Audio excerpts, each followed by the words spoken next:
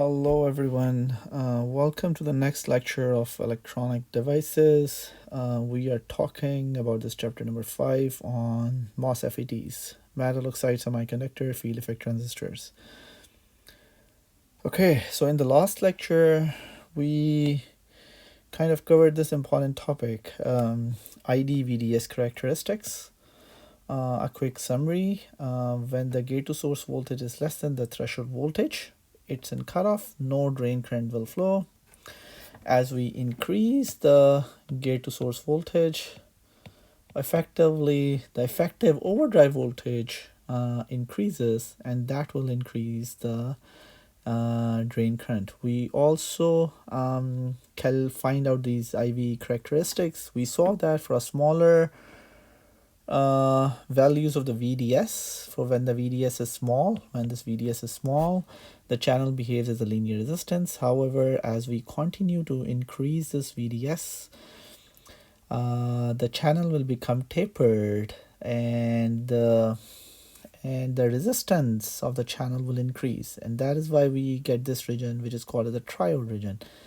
At this point of the triode region, at the end of the triode region, will be happened when the VDS becomes equal to the overdrive voltage, right? So this is the point or the edge of the saturation, the starting point of the saturation region. Beyond that, what is happening to the channel is in the triode region, it is constantly being tapered, and at the edge of the saturation, it gets pinched off here at the drain end. So the channel gets pinched off. And beyond this point, we are going to have a constant current in the saturation region. Today we are going to talk about that. This is not entirely true. Anyways, for now, in the saturation region, we have a constant current. Okay.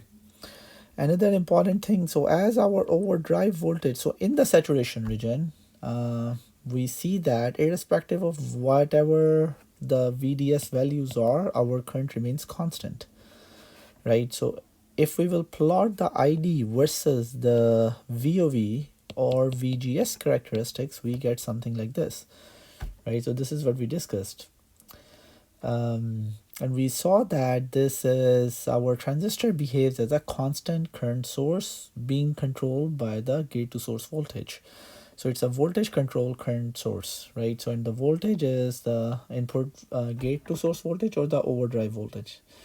And if you look at this plot of ID versus VGS closely, you can realize that this is a nonlinear plot.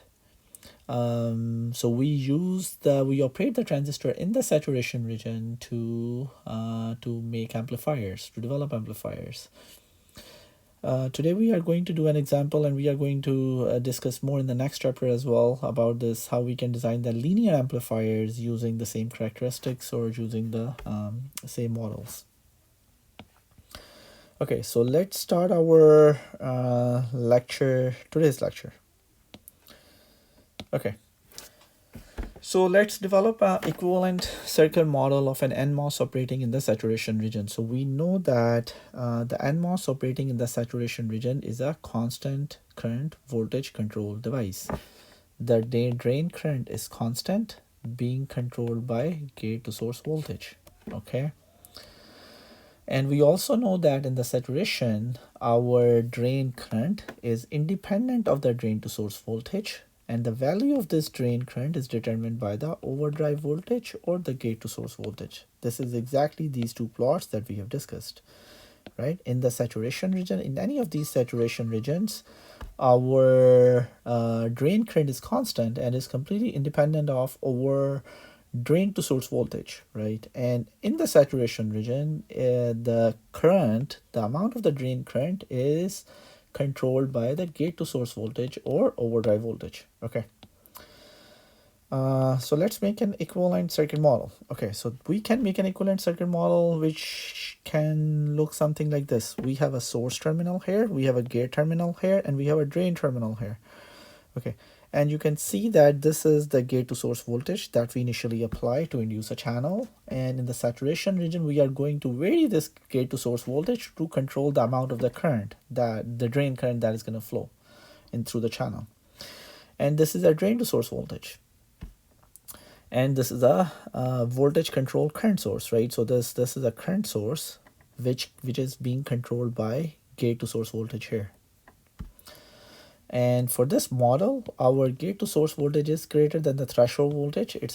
This model is for an NMOS, right? Because of the you can figure it out because of the direction of the currents as well. Okay, so for an NMOS, our gate to source voltage for this model is greater than the threshold voltage, and since it is being operated, so this model is valid for the saturation region. And in this model, our drain to source voltage is also greater than the overdrive voltage, right? So we are operating the transistor in the saturation model, in the saturation region, and our drain to source voltage is greater or equal to the overdrive voltage. We are going to discuss this in more detail. One important thing before we move on is, if you look at this model more closely, you will realize that the output resistance is infinite. Where is the curve? Okay, here is a curve, right? So if I have to find out this output resistance, right, output resistance will be right, so V equals IR, R equals to, for example, delta V ds over delta ID. So if you find out, or let's do inverse of this, right? Okay, so the output resistance is delta VDS over delta ID. We see that if the slope over here is 0, right? So the changes in the drain current is 0. So whatever delta VDS we can see, this will be 0. So our output resistance is equal to infinite. We're going to come back to this point more times in today's lecture. Okay, right, so that is why you don't see any output resistance over here, right? So this resistance is infinite, and this is open circuit. Okay, we will come back to this model in more detail shortly. So let's do one more quick example today. Okay, so let's consider this NMOS transistor, which is fabricated by a 0.1 in micron process, which means that the minimum, this L minimum, which depends on the fabrication facilities, we have, for example, Intel or other fabrication facilities are fabricating these transistors with us. They are trying to reduce the length of the channel, right, to pack more transistors on the same surface. Anyways, okay, so NMOS transistor can, in this example, has the L min, or the length of the channel, as 0.18 microns, and the width of the channel is 2 microns. And the other parameters are, the oxide capacitance is this value, the mobility of the electrons is here, and the threshold voltage for the transistor is 0.5 volts. Okay, so the very first thing that we need to do is to find out this value of the gate to source voltage and the drain to source voltage that will result in the MOSFET operating at the edge of the saturation region. And this is the value of that current in the saturation region. So we saw that in order to solve any problems, you can always go back to the summary slide, okay, or summary table. Now, this is the edge of the saturation region at which the transistor enters at the point of saturation, and we know that at the edge of the saturation, our VDS is equal to VOV. Okay. So let's see what we need to find. We need to find the value of the gate to source voltage and the drain to source voltage, and here's the current, okay? So our transistor is operating in the saturation region. Our drain current for the saturation region is this. So we can use this equation, right? So our ID for a constant current equals to half Kn dash W over L VOV whole square, right? Is that the equation? Yeah. Okay. Now we know the value of this drain current is over here. What is Kn dash? Kn dash equals to mu n Cox. We know the value of mu n from here, Cox from here, so we can find out the value of Kn dash. We know the value of over here, we need W over L, we know the value of W, L, so putting these values here, we can easily find out this overdrive voltage. So let's find out the overdrive voltage, right? So this is a process transconductance parameter, transistor transconductance parameter is this. We ended up finding out all of these values, and here's the equation for the saturation region that we just write down over here. So let's find out the value of the overdrive voltage. So this is the value of the overdrive voltage we ended up finding out. Okay, and so we needed to find the gate to source voltage. So we know that the gate to source voltage is the overdrive voltage plus the threshold voltage, and threshold voltage is 0.5, right? So it will be 0.72. So our gate to source voltage is 0.72. Okay, the other thing that we need to find out is the VDS, right? At the edge of the saturation, as I discussed over here, at the edge of the saturation, the starting point of the saturation, the VDS is equal to overdrive voltage, right? So our value of this VDS saturated equals to overdrive voltage, and our overdrive voltage was 0.22. Okay, so this is it. Okay, so let's do the second part of this example. Okay, so in this part, what we want to do is, if VGS is kept constant, so what is the VGS that we find in the last example? 0.72. Okay, so our VGS is 0.72. Find VDS that results in 50 microamperes. We saw that at the edge of the saturation for this specific transistor, our current was 100 micron amperes, right? So if now in this part our current is 50 microamperes, this means that it must be operating somewhere over here in the triode region, right? For example, if this current was 100 microamperes, then this must be 50, right? So it must be operating in the triode region. Okay, so this means that it is being operated in the triode region. So let's find out we need to find out the value of the VDS here. Okay, so so the first thing to do is let's find out the equation for the drain current, right? Okay, so here is the equation for the drain current when it is being operated in the triode region, right? So Kn dash W over L VOV. Okay, so we can open up these brackets as well. Let me see. Right, yeah, so our VGS is the same because of this less current than the saturation. This means that it is operating in the triode region. And here is the drain current equation. This equation is coming from the table, from that summary, right? It is, and we ended up doing is kind of opening up the brackets. This Kn is, this entire thing is Kn, and then if you open up the brackets, it's VOV VDS minus half of VDS square. Okay. Now we know the value of ID, which is 50 microamperes. We know the value of the overdrive voltage, 0.22 volts. So we can easily find out the value of the VDS. So if we find out the value of the VDS, if you look closely, this is a quadratic equation. So if you will find the roots of this equation, you're going to get two answers, right? Okay. Right, so if we will solve this quadratic equation for the VDS, we ended up getting these two values. Okay, so which of these values is the right answer? If we would have been meeting in person, I would have asked you this question, but now I guess I can just answer it. So which one is the right value, right? So the answer lies in which region the transistor is operating. One of the key important things. Very good starting point. Everything revolves around it. In most of these problems that we are doing for now, at least. Okay, so we are operating the transistor in the triode region. We know that in the triode region, our drain to source voltage must be less than the overdrive voltage. And the value of the overdrive voltage was 0.22 volts. So this means that this value cannot be true, and this is the only true value. Okay, right. So let's do the third part of this example now, in which we were interested in investigating this MOSFET as a linear amplifier. So let's see if this MOSFET really behaves as a linear amplifier or not, right?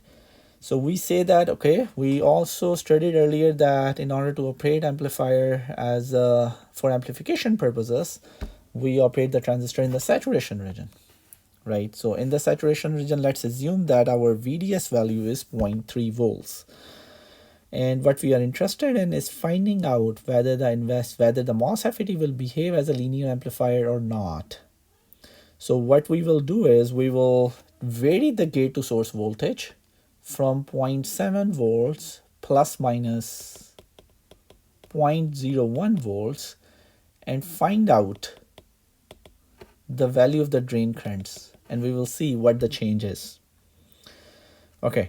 So again, we are operating the transistor in the saturation region. So this means that our ID will be equal to half Kn dash W over L VOV whole square. You can say half Kn VOV whole square, right?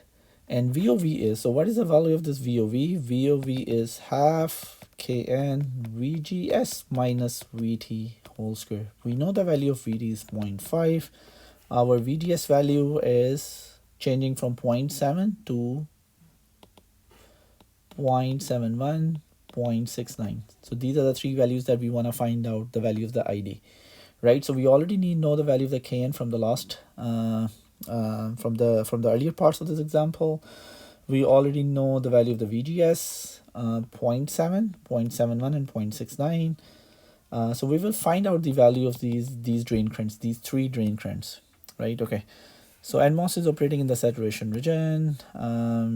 So let's find out the value of this ID for these different values of the VGS, right? So at 0.7 volts, so this drain current is for 0.7 volts, right? So if you have VGS is equals to VOV plus VT, so VOV equals to 0.7 minus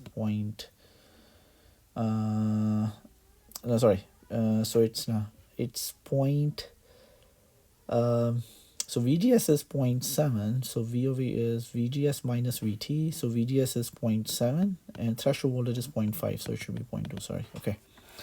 So you can put this VOV value, right? Otherwise VOV can be expanded to VGS minus VT whole square. So we ended up finding out this ID value 86 amperes at when VGS was equals to 0.7 volts.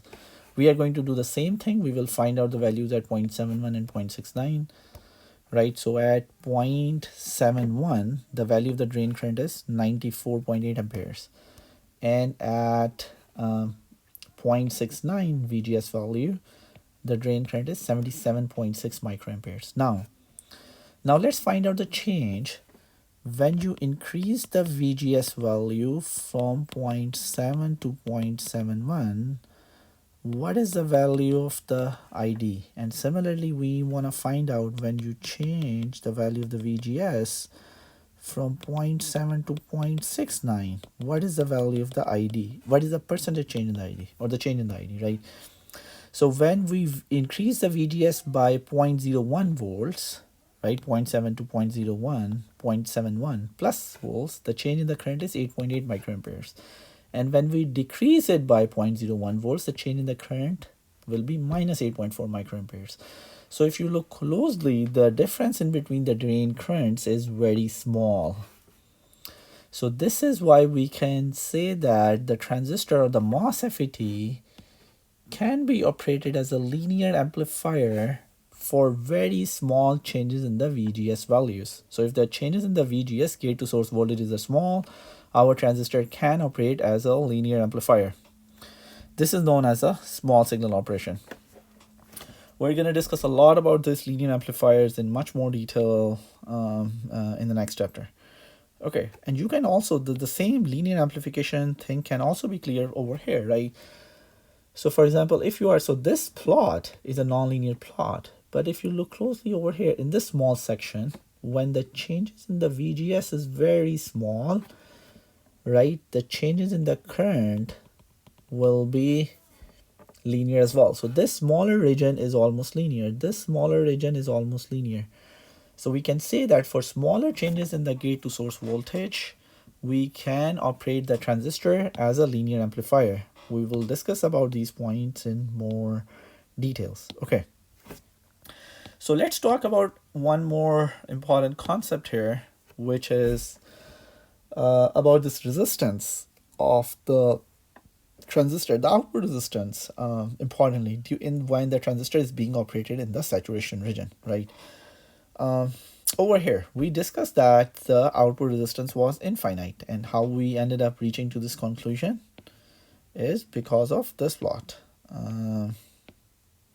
right? It's because of this calculation of this plot. We see that in the saturation region, right? We see that in the saturation region, our changes in the current is 0. right? We know that ID, change in the ID is 0. So delta ID over delta VDS will be equal to 0, right? So the slope is 0, which was a conductance, and the resistance is 1 over conductance, so our resistance was infinite. So that is why we ended up putting, right, making this thing as an open circuit. Now we are going to investigate this thing in more detail, that whether this is true or not, and we're going to find out that this is not true. When we have been saying that as we increase the VDS value greater than the overdrive voltage, the channel becomes pinched off, and subsequently the drain current becomes constant in the saturation region. We're going to figure out that this is not true. Okay, to be more realistic and in more detail. Okay. So this is what we have discussed earlier, that once the channel is pinched off, transistor operates in saturation, drain current remains constant, irrespective of the changes in the VDS, right? So this thing is not true. This is what we are going to talk about. So what we will realize over here is that something phenomenon, something that is called as the channel length modulation effect. Okay, so what is happening is, we saw that earlier, is as we increase the value of the VDS, right, as long as it is less than the overdrive voltage, we're going to have a rectangular channel. Now, as it starts to increase, so what will happen is, as long as the VDS is going to be small, it will remain a rectangular channel. As VDS will increase, but less than the overdrive voltage, the channel is going to start to become tapered, right? Because the depth of the channel at the drain end is changing. As soon as the drain to source voltage become equal to the overdrive voltage, it will be pinched off, right? And we saw that irrespective of how much voltage we increase more, as we increase it greater than the overdrive voltage, our characteristics will still be saturated, right? This is ID and this is VDS. We will still get a constant current after the channel is pinched off. So what exactly happens? This current does not remain constant. So what usually happens is, so as we apply more and more voltage, the voltage at the drain end does not become 0 and the channel is not pinched off. Channel is pinched off, but as we apply more voltage, as the gate to source voltage increases from the overdrive voltage, the point of the pinch off, initially the point of the pinch off was over here, something like that. Now, as we continue to increase the value of the drain to source voltage, right, so this channel length, the point of the pinch off, starts to move from the drain to the source, or this depletion region starts to form and starts to widen.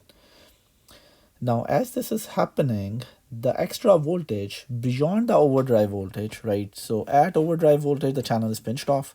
Now, if the VDS becomes greater than the overdrive voltage, so this difference will appear in this over here, right? And this will help to accelerate the electrons through this depletion region. So what will happen as we are moving, this is the VOV, right? At the point of saturation, as we are moving from VOV more to the VDS, the length of the channel starts to decrease. And as the length of the channel is decreasing, we have seen that multiple times, that the drain current is inversely proportional to the length of the channel. Let's go back over here. You can see that drain current is inversely proportional to the length of the channel. Here's the length of the channel, here's the drain current, right? Drain current, length of the channel. So as the length of the channel is being decreased, the drain current will increase. So rather than seeing this effect when the drain current is saturated, now you will see that as we increase the drain to source voltage beyond this overdrive voltage, there will be a small increase in the current rather than being constant. This effect is known as the channel length modulation effect, right? Okay. So this is what we talked about, the voltage across this extra voltage beyond VOV. This extra VDS voltage beyond VOV that we apply will appear at the drain terminal, the channel. The pinch off point will start to move away from the drain to the source, and it will appear across the narrow depletion region, right? That will accelerate the electrons from that end. Now we are also going to see, this is known as this phenomenon, so this reduction in the length, right over here. So this was the original length of the channel. Now as you increase the VDS greater than the overdrive voltage, that extra voltage appears over here at the depletion region. The channel will be reduced by this amount. So this is the new length of the channel. This reduced length of the channel is going to increase the drain current. Okay, so this effect is known as the channel length modulation effect. And we can see that the ID, since we know that the ID, the drain current is inversely proportional to the channel length, the drain current will increase with the VDS rather than a saturated current. So here is the more updated equation of the drain current, right? So this was our earlier drain current, and we ended up introducing this factor 1 plus lambda VDS. We're going to talk about this factor slightly more in today's lecture. Okay, so this is our new drain current equation where lambda, so this lambda, this channel length modulation effect, and selecting this lambda parameter, it's really determined by the process technology, right? It depends on the materials that we are using, the fabrication dimensions, so it depends on the fabrication process in simple words, right? And this lambda factor inversely relates to the channel length. So if the channel length will reduce, the lambda factor will increase, right? And so in terms of channel length modulation effect, as we have earlier talked about, that with the advancement in the technologies, we are trying to make the original lengths of the channels to be more and more smaller, right? Just to pack more and more transistors in the same area. So as we are decreasing the original length of the channel, the channel length modulation impact, the channel length modulation effect will become more and more apparent and more impactful in the overall operation of the device in the saturation region. Okay. Right, so we can see that this ID is directly proportional to 1 plus lambda VDS. It has a linear dependence here. Okay, so let's talk about this factor a little more, right? So in ID VDS characteristics, let me see this characteristic. Okay, so this was original characteristics, right? ID and VDS characteristic. Originally, this was straight line like this. But what happened now is, because of the channel and modulation effect, this ended up increasing like this. Right, so original, you can see the original characteristics over here, that it was constant, but with the channel and modulation effect, it starts to increase. Okay, now if you extrapolate all of these lines, right, they will all intersect at a point where, so this is a point of minus VDS at which drain current is equal to 0, right? Okay, so they intercept at the VDS axis at the point where VDS is equal to minus VA. So we are going to define this term VA, which is going to be an early voltage. Okay, so let's see from this equation, if we go back at this equation, let's see that what will happen if we will put the drain current to be equal to 0, right? So if we make the drain current equal to 0, right, so in this equation, if drain current will become equal to 0, this means that this entire term will be 0, and we can say that 1 plus lambda VDS will be equal to 0 as well, right? So we ended up getting 1 plus lambda VDS equals to 0, so lambda VDS equals to minus 1, so VDS is equals to minus 1 over lambda, right? Okay, so we ended up determining this factor that for a 0 drain current, if we extrapolate all of these lines, they all intersect at a point where the drain current is 0 and the value of the VDS is equal to minus 1 over lambda, right? So we are going to see that this value is, this phenomenon was first noted by a scientist named Early, so that is why it is known as the early voltage. So we ended up replacing the lambda So we ended up defining the early voltage in the terms of the lambda. By early voltage is equal to 1 over lambda. So if early voltage is equal to 1 over lambda, our VDS will be equal to minus VA. So this is how we get this thing.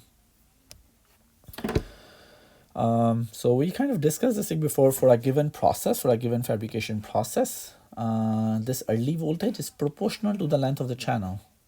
Why this is proportional? Because lambda was inversely proportional to the length of the channel. So VA was, of course, proportional to the length of the channel. Right, so VA, there's just another form of defining this VA. VA can also be defined as VA dash L, VA prime L, where VA dash or VA prime is also a process technology dependent parameter. It's just different ways people usually define these parameters, this channel length modulation effect. And VA is usually called as an early voltage. Okay, so important thing before I move to the next point is, in most of the exam problems and or the homework problems, if not until specified, you can assume the lambda to be 0. You can neglect the channel length modulation effect, or you can assume the lambda factor to be 0, right? If the lambda equals to 0, then of course this thing will go away and all you are left with your original drain current equation, right? So if the question specifically, for the purposes of this course, if the question specifically says to consider the channel and modulation effect, then consider it. Otherwise, you can neglect it and state that assumption. Okay. So let's continue with this thing, right? So we saw that now we have these characteristics. So these are our new characteristics in which the drain current is not saturated, right? In which our drain current is, rather than being saturated, now it is something like this. So the important thing, again, this is ID and this is VDS. Now the important thing is the slope initially was 0, right? So this slope was equal to 0 and the resistance was equals to infinite. Now we have a finite slope, which means that our resistance will also be a finite, right? So we are going to have when the transistor is going to operate in the saturation region, we are going to have a finite slope of the resistance. Okay, so considering the channel and modulation effect, the saturation values of the ID will depend on VDS now, right? It is increasing slightly because of the modulation effect, right? So the changes in the VDS will produce a change in the drain current, as we have seen earlier over here. That the changes over here, the changes, for example, on this line, the changes in the VDS value here is going to produce a change in the drain current. So now we are going to have a finite resistance, right? So our output resistance is no longer infinite, and our output resistance is given by here, right? Okay. So this is delta ID over delta VDS when the VGS is kept constant, of course, at a specific VDS value. This is the equation for the output resistance, right? And this is coming from here, right? Simply from here. We know that this our G is equals to change in the ID over change in the delta VDS, and our R is 1 over equals to G, right? So yeah, and this delta can be the derivative. Okay, so we can find this output resistance value now over here. So this is a drain current equation that we, with the channel length modulation effect in place. Now if we will take the partial derivatives of this equation, and I hope that could be easily taken, right? We can just open up this bracket. So you're going to have one term with this, and then you're going to have another term with this entire thing plus lambda VDS. So if you take a partial derivative of this, this is what you're going to get. If you're interested, I can take a quick partial derivative. You can just open up the brackets, right? So ID equals to half Kn. Let me just simplify this entire thing with the Kn.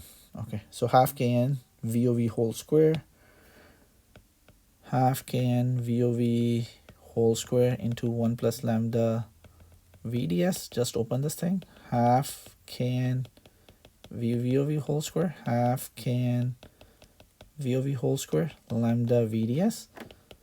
If you take a partial derivative with respect to VDS, this term will go away. It's a constant.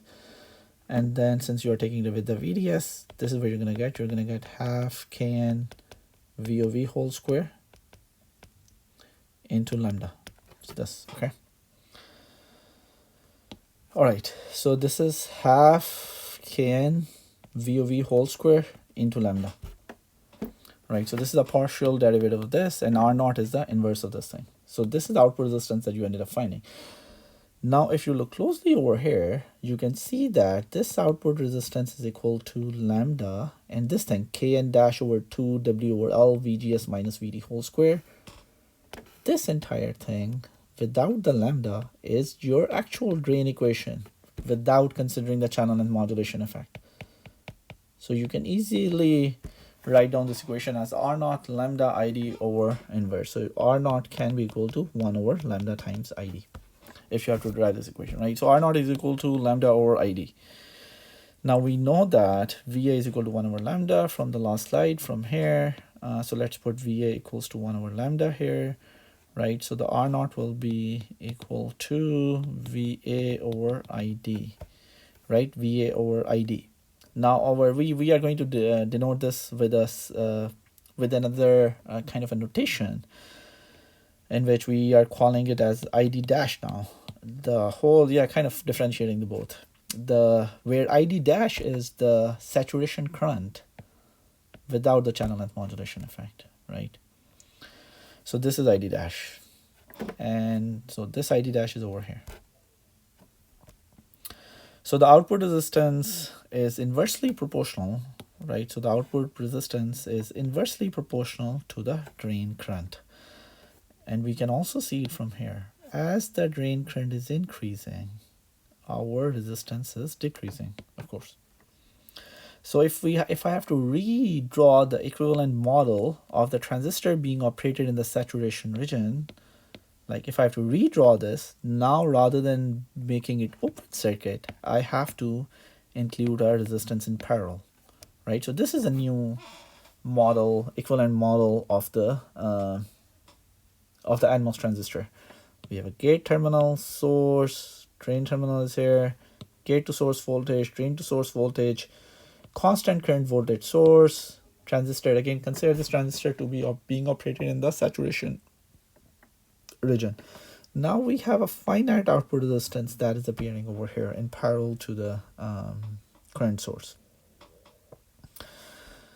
Okay, so do please consider that in solving the equations, if the channel length modulation effect will be specified or indicated specifically, then do use these equations, more detailed equations. Otherwise, you can assume it to be lambda to be 0 or no channel length modulation effect to be considered. Okay. A couple of other points, we see the similar channel length modulation effect also in the PMOS. We just discussed it for the NMOS, but the same thing is true for the PMOS as well. And for the PMOS, the channel length modulation effect, the equation will remain the same, right? So this was the original equation for the drain current without the channel length modulation effect. So if you will add the channel length modulation effect, the same parameter will be added, but the lambda value will be the modulus, because we will see that the lambda value will also be a negative here, right? We know that since VA is equal to 1 over lambda, and we are taking the modulus, so we can just replace this lambda by the early voltage VA. And finally, just one small comment here, then in the CMOS transistors, in which complementary MOS, in which on the same substrate we have both an NMOS and the PMOS together, the important thing to note is the lambda values are not similar or not equal. Similarly, the early voltages for both the PMOS and the NMOS are not generally equal as well. Okay, so with that, we will finish our lecture today. And in the next lecture, we will do some example problems just to understand more details of how to operate these circuits using the transistors. So our next lecture will be based on that. Thank you so much and have a good day. Bye-bye.